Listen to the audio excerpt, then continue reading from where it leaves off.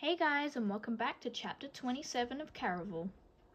Night 4 of Caraval. As Scarlet left the inn, she didn't smell even a hint of her father's foul perfume. Right before they'd stepped outside, Julian had sworn he saw her father leave the building. But Scarlet continued tossing glances behind her, wondering if her father was somehow following, waiting for the right moment to pounce. The delights of Caraval continued to dance all around her. Girls on sidewalk stages jeweled with parasols, while bands of zealous participants continued to hunt for clues. Yet, Scarlet felt as though the night had been knocked askew. The air was damper than usual, and the light felt unnatural as well. The moon was only a sliver, but it cast a silver glow over the usually colourful shops and turned the water into liquid metal. This plan doesn't feel right. Julian lowered his voice as they entered the curving lane that wove around the carousel made of roses. "A song for a donation?" asked the organist. "Not tonight," Scarlet said. The man started playing just the same. This time, the carousel didn't turn.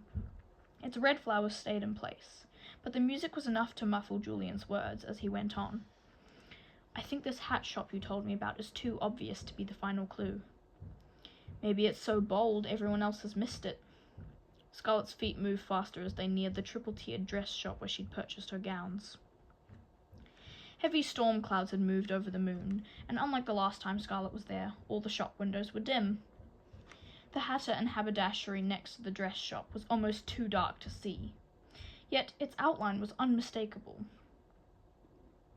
Rimmed in a wide moat of black flower boxes that circled the rounded two-story building like a brim, the place was shaped exactly like a top hat, with a path of buttons leading to its black velvet door. "This really doesn't feel like legend," Julian insisted. "I know he's known for those ridiculous top hats, but he wouldn't be this blatant. It's almost too dark to see the shop. I'd hardly call this obvious." "Something about this is wrong," Julian spoke under his breath. "I think I should go in alone and check it out first." "Maybe neither of you should go in." Aiko suddenly appeared by Scarlet's side. Her skirt and blouse was silver this time, with eyes and lips painted to match. Like a teardrop, the moon had cried. "I'm so glad you decided to wear that dress." She glided over to Scarlet, nodding in approval. "I think it looks even better than the other night." Julian divided a look between the girls, made of equal parts confusion and distrust. "You two know each other?" "We went shopping together," Aiko replied. Julian's expression turned to stone. "You're the one who convinced her to buy the dresses, and you must be the one who left her waiting in a tavern." Aiko raised two appraising eyebrows threaded with pearls, though she must have already known who Julian was from the drawings in her journal. "If you didn't want her shopping, you shouldn't have abandoned her." "I don't care if she shops," Julian said. "Then you don't like her dress?"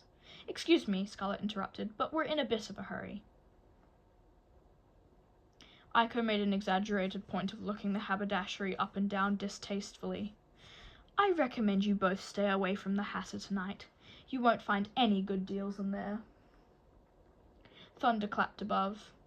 Aiko raised her head as drops of shimmering liquid fell from the sky. "I should go.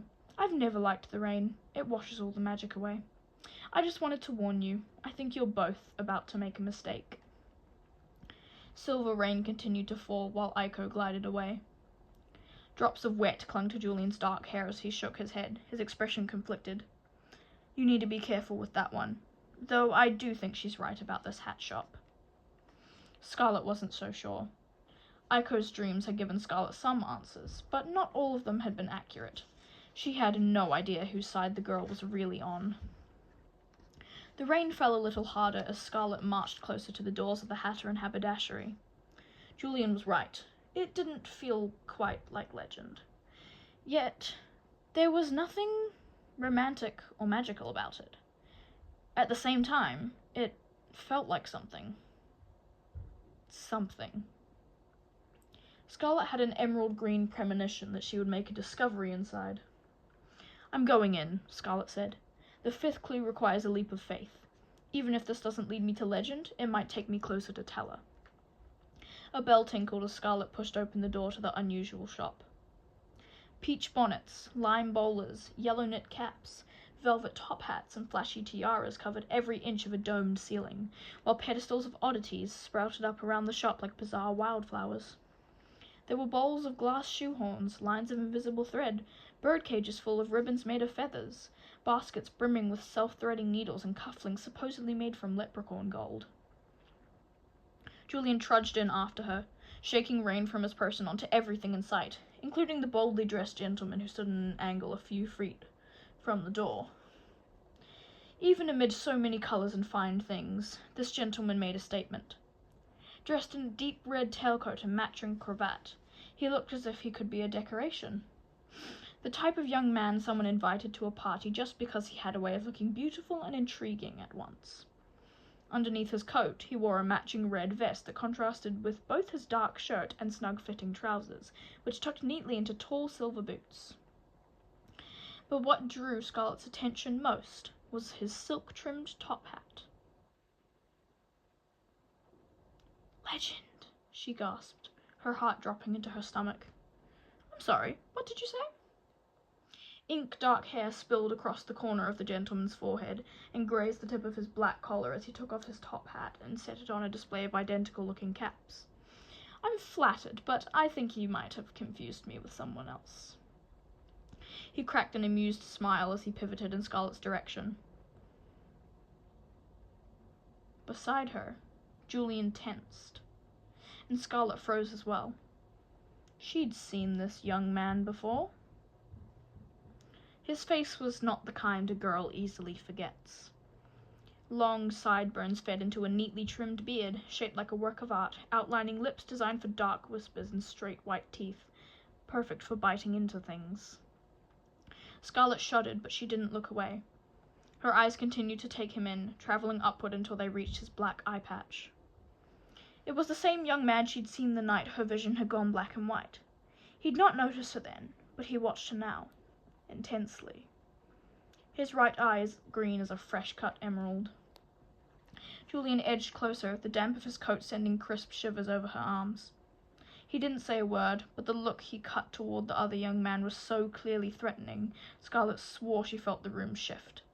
The colours in the shop seemed to grow violently brighter. "I don't think he can help us," Julian muttered. "Help with what?" The gentleman had a slight accent that Scarlet couldn't place, but even though Julian continued to give him murderous glances, his tone remained inviting. She looked at Scarlet almost as if he'd expected her. He might not be legend, but Scarlet sensed he was someone. She held out the buttons she'd collected during the game. She wasn't quite sure what to say about them, but she hoped by showing him he might open up some secret door, like the one she'd found in Castillo Maldito, or Teller's bedroom. "We were wondering if you could help us with this," Scarlet asked. The gentleman took her palm. He wore black gloves, yet Scarlet could feel beneath the velvety fabric his hands were soft. He was the sort of aristocrat who let others do his hard work. He lifted Scarlet's hand to take a closer look at the buttons through his sharp green eye, stayed on hers. Vibrant, and elegant, and poisonous. Julian cleared his throat. "You might want to actually look at the buttons, mate."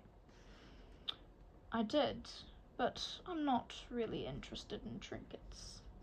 The gentleman folded Scarlet's fingers over her palm, and before she could pull away, he kissed her hand, letting his lips linger much longer than necessary. "I think we should go," Julian said. His knuckles were white, his own hands clenched at his sides, as if he were holding back from doing something violent. Scarlet debated leaving him before anything regrettable happened, but a leap of faith wasn't supposed to be easy. She reminded herself that this young man's cravat had been in colour after she'd drunk the cider, which meant he had to be important. The gentleman watched her as if there was a question he hoped she might ask. His lips curved into another smile that showed off those dangerous white teeth. Julian wrapped a protective arm around Scarlet. "I'd appreciate it if you stopped looking at my fiancé like that." "That's funny," the gentleman said. All this time, I thought she was my fiancée.